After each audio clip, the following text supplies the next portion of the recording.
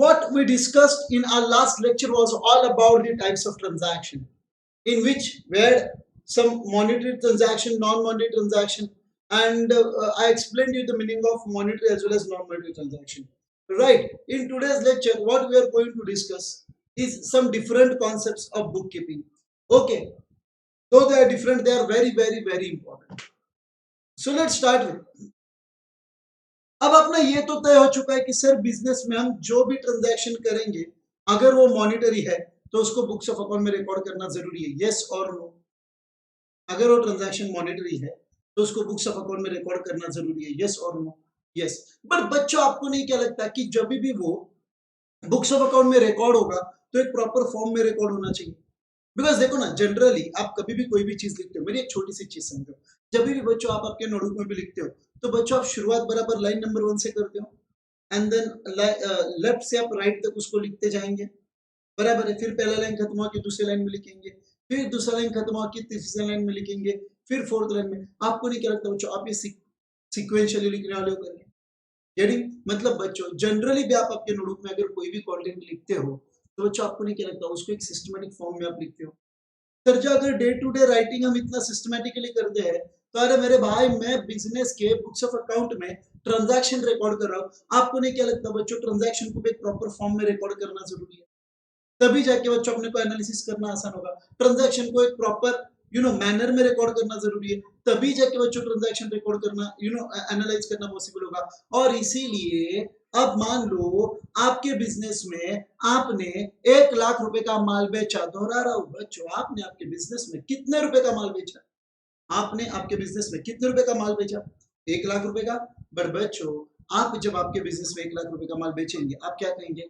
Sir हमने sales किया, yes और नो? सर हमने सेल्स किया, हमने माल बेचा। बट मुझे बताओ ये अब ये जो आपने ट्रांजैक्शन किया है क्या इसको बुक्स ऑफ अकाउंट में लाना पड़ेगा? ये जो आपने ट्रांजैक्शन किया क्या इसको बुक्स ऑफ अकाउंट में लाना पड़ेगा? बोलेंगे सर यस, 1 लाख का माल बेचो, इसको तो बुक्स ऑफ अकाउंट में लाना पड़ेगा। बट बुक्स ऑफ अकाउंट में जब आप उसको लाएंगे, उसको बुक्स ऑफ अकाउंट में जब आप रिकॉर्ड करेंगे, बच्चों रिकॉर्ड करने के लिए आप जो पास करेंगे उसको आप कहेंगे एंट्री। उसको आप क्या कहेंगे बच्चों? एंट्री। एंट्री का मीनिंग आप सब लोगों को क्लियर हो गया क्या? एंट्री का मीनिंग आप सब लोगों को क्लियर हो गया क्या? तो व्हाट इज एंट्री? एंट्री मतलब जब भी आप आपके बिजनेस के ट्रांजैक्शन को बुक्स ऑफ अकाउंट में रिकॉर्ड करेंगे इज एंट्री, दैट्स इट। उसको आप क्या कहेंगे? एंट्री कहेंगे, बराबर है। राइट। सर एंट्री कैसे पास करते हैं? मेरे भाई ये तो पूरा बुक कीपिंग अपने को बताने वाला है। सो एंट्री कैसे पास करना है ये तो टॉपिक नंबर 2 में आएगा। बट एंट्री का मीनिंग क्या है सबको समझ में आया क्या? whenever you will try to record business transaction in a proper form in the books of account, that will be the entry. Is it okay? और ये एंट्री मतलब पूरा टॉपिक नंबर 2 एंड 3। तो एंट्री का मीनिंग अभी समझेगा, entry कैसे पास करनी है टॉपिक नंबर 2 में आपको समझ में आएगा। राइट, इसीलिए तो बच्चों ये इंटरेस्टिंग है। सो आई होप आप सब लोगों को एंट्री का मीनिंग क्लियर हो गया। पक्का बच्चों सबको एंट्री का मीनिंग क्लियर हो गया? अब अगर आप सब लोगों को एंट्री का मीनिंग क्लियर है, आप मुझे बताओ अगर मैंने आपको पूछा अरे हर दिन हम हमारे बिजनेस में एन नंबर ऑफ ट्रांजैक्शंस करेंगे क्या? डे टू डे पर डे हम हमारे बिजनेस में एन नंबर ऑफ ट्रांजैक्शंस करेंगे क्या बच्चों? यस और नो? और अगर डे टू डे हम हमारे बिजनेस में कई सारे ट्रांजैक्शन करेंगे तो आपको ऐसे नहीं लगता कि मेरे बुक्स में आते वक्त कई सारी एंट्री आएगी? मतलब अगर मैंने आपको एक सिंपल क्वेश्चन पूछा कि अरे मेरे भाई लोग मेरे बिजनेस बुक्स ऑफ अकाउंट में सिंगल एंट्री पास होंगे कि कई सारे एंट्रीज पास होंगे, तो आप बोलेंगे सर कई सारे एंट्रीज पास होंगे। बिकॉज सर आप ट्रांजैक्शन किया कि उसको बुक्स ऑफ अकाउंट में लेके आने के लिए एंट्री पास करोगे। बट सर बिजनेस में ऐसे नहीं है कि आप एक ट्रांजैक्शन करोगे, आप दिन में कई सारे ट्रांजैक्शन बिजनेस में कर सकते हो। माल लेना, माल बेचना, लोगों को सैलरी देना, लोगों को कमीशन देना, बैंक को इंटरेस्ट पे करना, बैंक में पैसे डिपॉजिट करना, कस्टमर से पैसे लेना, कितने सारे ट्रांजैक्शन है। अब मुझे बताओ जितने ज्यादा ट्रांजैक्शन होंगे उतने ज्यादा एंट्रीज मेरे बुक्स में पास होंगे कि नहीं होंगे?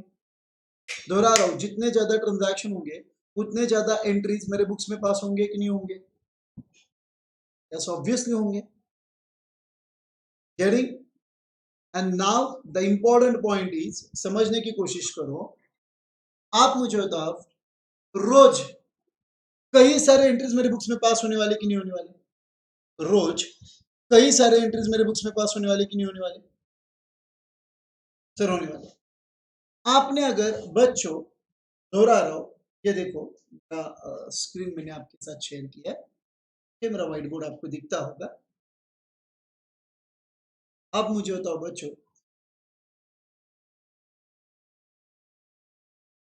अगर मैंने आज तारीख है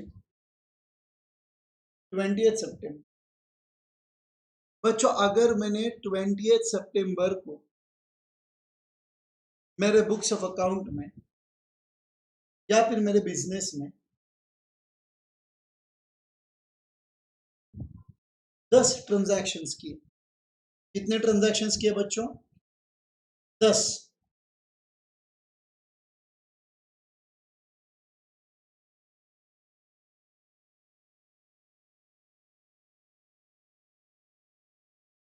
10 ट्रांजैक्शंस किए तो मेरे बुक्स ऑफ अकाउंट में बच्चों 10 ट्रांजैक्शन को रिकॉर्ड करने के लिए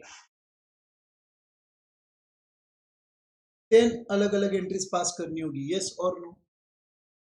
10 अलग अलग एंट्रीज पास करनी होगी, यस और नो? राइट।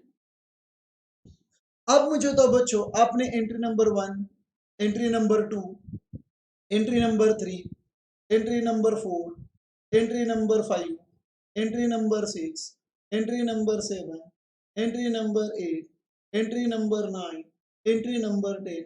बच्चों आप मुझे बताओ, आपने अगर इतने सारे एंट्रीज पास किए हैं, आपने अगर इतने सारे एंट्रीज पास किए हैं, तो आपको नहीं लगता बच्चों, थोड़े दिन के बाद जब आप एंट्रीज का रेफरेंस लोगे, दोहरा रहा हूं, थोड़े दिन के बाद जब आप एंट्रीज का रेफरेंस लोगे, तब बच्चों आपको कंफ्यूजन होगा कि अरे 20 तारीख को मैंने 10 एंट्री, कौन सी एंट्री किसके लिए पास की थी?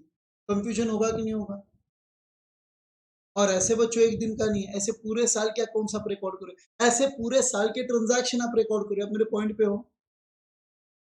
मतलब अगर आप चाहते हो कि फ्यूचर में जब आप आपके बुक्स ऑफ अकाउंट की बुक कीपिंग के एनालिसिस करेंगे, तब आपको कंफ्यूजन ना हो, तो आपको नहीं लगता बच्चों, आपको नहीं लगता बच्चों, आपने एंट्री के नीचे एनालिसिस लिखना जरूरी है? आपने एंट्री के नीचे एनालिसिस बोलने से अच्छा डिटेल लिखना जरूरी है कि वो एंट्री आपने बुक्स में पास क्यों किया है, वो एंट्री आपने बुक्स में पास क्यों किया है, इसका एनालिसिस लिखना जरूरी है कि नहीं है? राइट। और इसीलिए जब भी आप बुक्स ऑफ अकाउंट में एंट्री पास करते हो, एंट्री के नीचे आप रीजन लिखते हो कि वो एंट्री आपने क्यों पास किया, और एंट्री के नीचे जो एंट्री पास करने के आप डिटेल्स लिखते हो, उसको आप कहते हो निशान। उसको आप क्या कहते हो बच्चों? निशान। सबको समझ में आया नरेशन का मीनिंग क्या है? तो जब भी आप बुक्स ऑफ अकाउंट में ट्रांजैक्शन रिकॉर्ड करेंगे, आप कैसे करेंगे? By passing entry. So entry मतलब बिजनेस मॉनिटरी ट्रांजैक्शन को बुक्स ऑफ अकाउंट में लेके आने का जरिए एंट्री। और एंट्री के डिटेल्स जब हम लिखते हैं कि भाई ये एंट्री क्यों पास हुई, इस एंट्री में हमने क्या किया है, वो एंट्री के हम एग्जैक्टली नीचे लिखते हैं और उसको हम कहते हैं। तो बच्चों क्या आप मुझे बताओ, आपको एंट्री का मीनिंग और आपको नरेशन क्लियर हुआ है क्या? Have you all understood the meaning of entry as well as you all understood the meaning of narrative? Doubt है, I am ready to guide you again. Doubt का कोई issue ही नहीं बच्चों, कुछ भी डाउट लेके I am ready to guide you. But आपको देखो, एक लेक्चर में 3 कॉन्सेप्ट में फर्क नहीं गिरता, 3 कॉन्सेप्ट जिंदगी के लिए आपके दिमाग में फिट। सो एंट्री और नरेशन आप सब लोगों को क्लियर हो गया?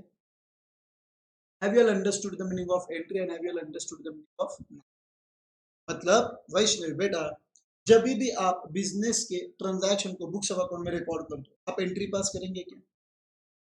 आप एंट्री पास करेंगे? जैसे एक काम करता हूं, आपका भी एंट्री पास करने आ रही है क्या?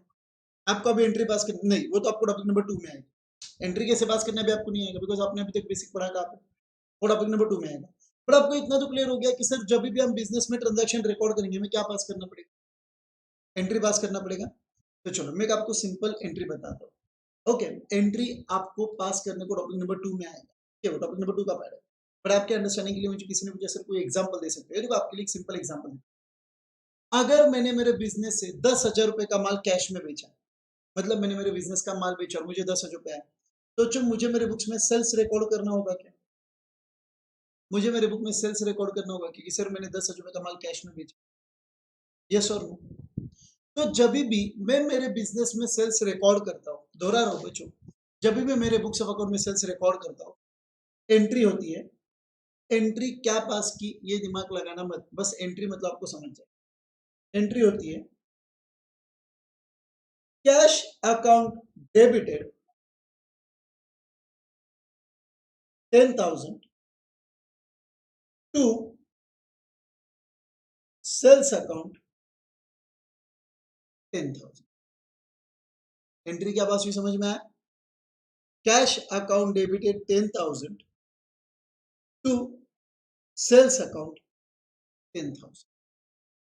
और इसके नीचे मैं क्या लिखूंगा? Being goods sold for cash. ये एंट्री हमने क्यों पास किए? बिकॉज हमने माल कैश में बेचा है। ये एंट्री हमने क्यों पास किए? बिकॉज हमने माल कैश में बेचा। क्लियर हुआ? सबके दिमाग में गया?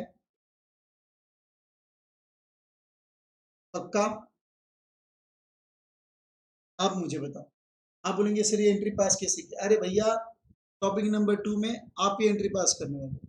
मेरा काम अभी एंट्री पढ़ाना नहीं है, मेरा काम है अभी एंट्री का मीनिंग समझाना। तो ये एंट्री हुई कि नहीं? Cash account debit to sales account. और एंट्री के नीचे जो मैंने एक्सप्लेनेशन दिया है, एंट्री के नीचे जो मैंने एक्सप्लेनेशन दिया है, वो मेरे लिए नरेशन हुआ कि नहीं? तो नरेशन का मीनिंग सबको क्लियर हो गया और एंट्री का मीनिंग सबको clear. Entry, when you record the business transaction in the books of account, it's entry. And narration is the brief description of the entry. कि एंट्री के नीचे मैंने जो उसका डिस्क्रिप्शन लिखा है वो।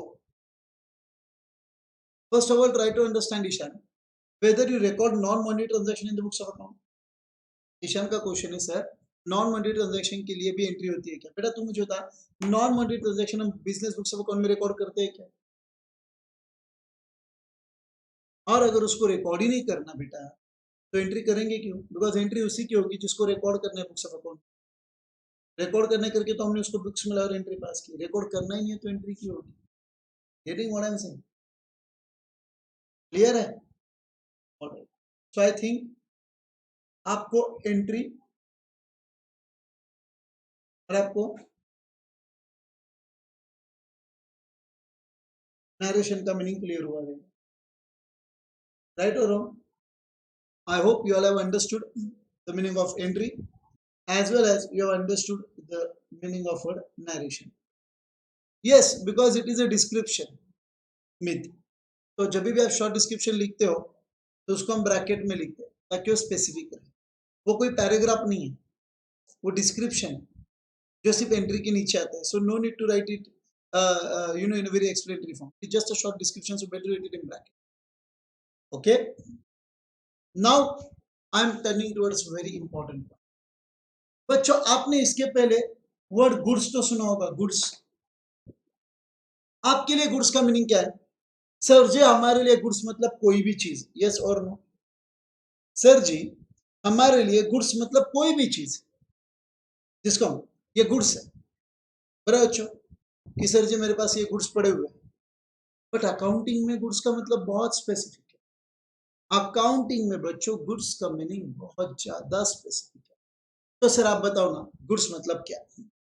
बच्चों as per bookkeeping and accountancy, goods relates to that commodity article or thing, that commodity article or thing in which business trades, in which trader trades। मतलब बच्चों जो चीज का आप बिजनेस करते हो, जो आर्टिकल, जो कमोडिटी, जो थिंग्स आप आपके बिजनेस में बेच रहे हो, वो आपके बिजनेस के लिए बन जाएंगे गुड्स।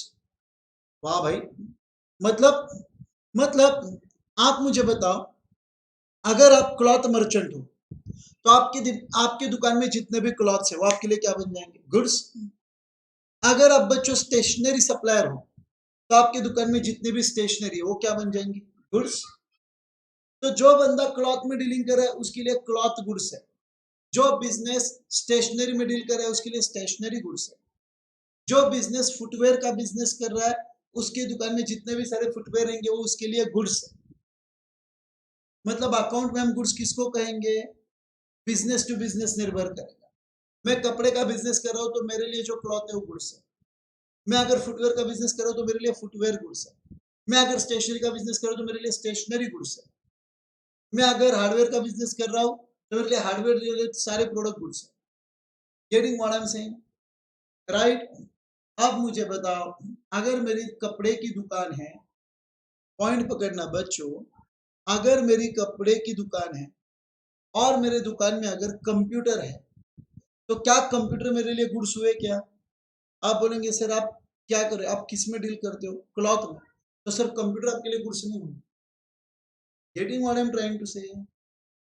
बट यही बच्चों, आप मुझे बताओ, अगर मेरी कपड़े की दुकान है और मान लो मैंने मेरे दुकान में एक 48 इंचेस का या फिर 52 इंचेस का एक टीवी लिया। अब ये जो टीवी मैंने मेरे दुकान के लिए लिया है, दोहरा रहा हूं, ये जो टीवी मैंने मेरे दुकान के लिए लिया है, ये टीवी मेरे दुकान के लिए गुड्स बनेगा क्या? बिकॉज सर आप उसमें ट्रेड नहीं करते हो, गुड्स नहीं। आपके लिए गुड्स क्या होगा? क्लॉथ, बिकॉज आपका दुकान क्या है? क्लॉथ है, क्लॉथ मर्चेंट। पर बच्चों यही अगर आप कोई भी इलेक्ट्रॉनिक प्रोडक्ट की शॉपिंग में जाते हो और इलेक्ट्रॉनिक गुड्स के दुकान में अगर आप देखते हो कि 10-12 टीवी बेचने के लिए है, तो इलेक्ट्रॉनिक गुड्स की दुकान के लिए जो भी टीवी उन्होंने बेचने के लिए लगाए हैं उसको गुड्स कहेंगे कि नहीं कहेंगे? बिकॉज सर वो चीजों में वो ट्रेड कर रहे हैं, टीवी वो बेचते हैं, उनका बेचने का प्रोडक्ट ही टीवी है। तो दो सर आप कपड़े की दुकान में हो तो आपके लिए टीवी गुड्स नहीं है, पर जो बंदा इलेक्ट्रिक प्रोडक्ट को बेचता है उसके दुकान में अगर उसने 10 टीवी बेचने के लिए निकाले तो उसके लिए। Are you getting difference? Are you getting what I am trying to say? So what exactly is goods? आप सब लोगों को क्लियर हुआ? Getting? So goods. Term goods refers to the merchandise, commodities, article or thing in which a trader trades. दिया क्या उन्होंने कि जो भी कमोडिटी, मर्चेंडाइज मतलब प्रोडक्ट पकड़ सकते हो, आर्टिकल और थिंग, कोई भी चीज, कोई भी मर्चेंडाइज, कोई भी कमोडिटी जिसमें ट्रेडर क्या करता है? ट्रेड करता है। ट्रेड करता है मतलब जिसको बेचता है, जिसको लेता है, माल लेना बेचना is a trade. Getting? Is called as a goods.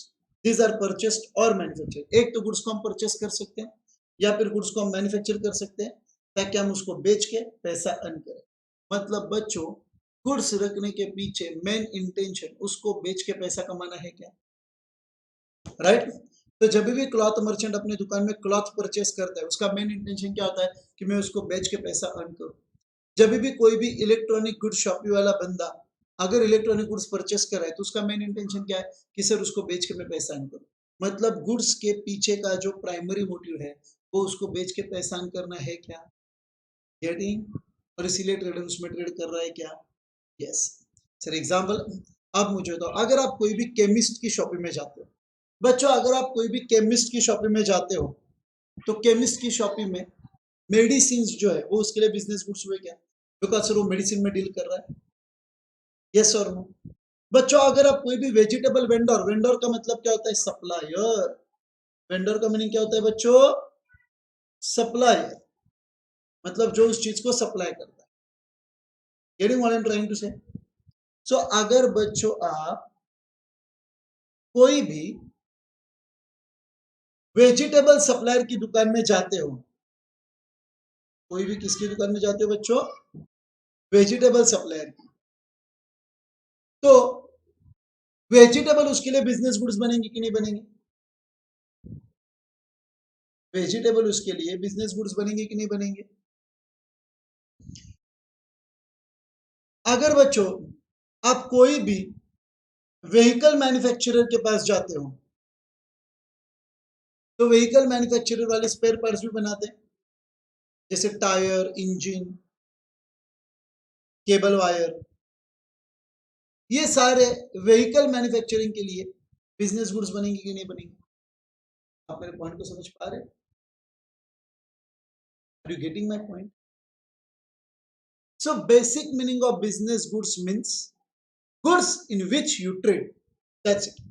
जो चीज में आप ट्रेड करते हो उसको आप बिजनेस गुड्स कहते हैं। Clear? Have you all understood? तो अगर मैंने आपको पूछा क्या रे बच्चे आप क्लॉथ मर्चेंट हो और आपकी दुकान में आपने मान लो बच्चों कुछ इलेक्ट्रॉनिक इक्विपमेंट लाए, तो क्या इलेक्ट्रॉनिक इक्विपमेंट आपके लिए बिजनेस गुड्स बनेंगे क्या? अगर मान लो बच्चों आप हार्डवेयर की दुकान में हो, मतलब आप फर्नीचर बेचने का काम करते हो, और अगर आपने आपकी दुकान में कोई इलेक्ट्रॉनिक इक्विपमेंट लाए तो आपके लिए गुड्स बनेंगे क्या? आप बोलेंगे सर मेरे लिए टेबल चेयर वगैरह गुड्स है बिकॉज मैं उसको बेचने वाली इलेक्ट्रॉनिक। अगर बच्चों आप इलेक्ट्रॉनिक इक्विपमेंट की शॉप देखते हो और अगर इलेक्ट्रॉनिक इक्विपमेंट की शॉप में अगर उसने टेबल और चेयर परचेस की, तो टेबल और चेयर इलेक्ट्रॉनिक इक्विपमेंट शॉप के लिए गुड्स होंगे क्या? तो इलेक्ट्रॉनिक इक्विपमेंट के लिए उस शॉप के लिए electronic goods business goods, cloth merchant के लिए जो उसने क्लॉथ परचेस किए वो बिजनेस गुड्स, हार्डवेयर वालों के लिए जो टेबल चेयर बाकी ऐसे उन्होंने परचेस की वो। So in short, business goods means any article, commodity or the thing in which the trader deals, इसमें ट्रेडर डील करता है। क्या आप सब लोगों को एंट्री, नरेशन एंड गुड्स का मीनिंग क्लियर हो? Have you all understood the meaning of entry, narration and goods? Entry, whenever you want to record the business transaction in the books of account, that is entry.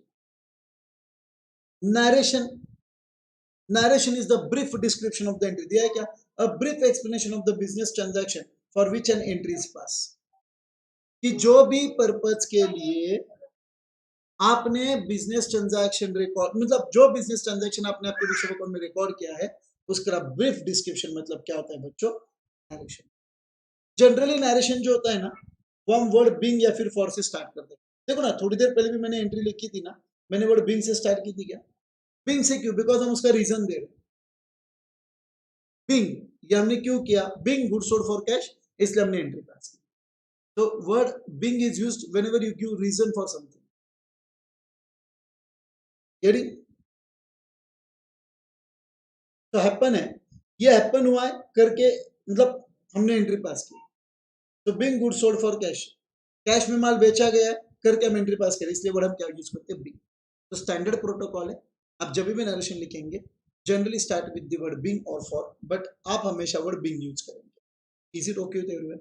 So have you all understood the meaning of the word entry, the meaning of the concept narration, and the meaning of business goods?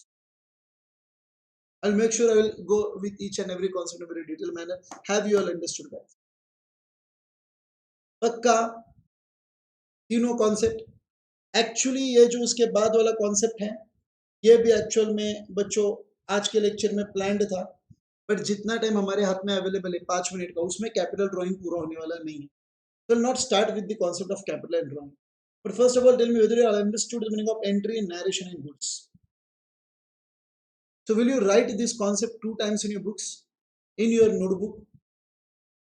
For today's home exercise, you are going to write entry, you are going to write narration, and you are going to write goods only 2 times in your book. Is it okay? Make sure whenever I will check your book, I want your book to be 100% completed. But I'm not going to compromise on that part. I want your book to be 100% completed. Clear? Sorry? Repeat again. Entry, narration, and goods. These concepts you'll write 2 times in your books. That's it. I want you student to write entry, narration, and goods 2 times in your book. Is it okay? You'll write only 2 times. That's it. Alright, guys. No issues. So, ma'am will continue with her lecture of organization of commerce. New student, make sure you will just go through the basic concepts of OC as well as you will revise all the concepts. Okay, so it will be comfortable for you. Alright. Why they will come under non-monetary transaction? Ishan, I understand your confusion, but I think whenever you pass journal entry, you'll get to know which transaction will be considered and which transaction will not be considered. So transaction is basically exchange. We are right now we are not discussing any exchange of goods. We are just discussing the concept. So question of non-monetary transaction do not arise. Getting what I'm trying to say? So non-monetary transaction is just exchange of goods and services. But right now, I'm not teaching you any kind of exchange of goods or services. I'm teaching you entry, narration, and goods, which are very much concept of account. Getting what I'm saying? That's it, guys. Just a sec. I will. Oh, thank you so much.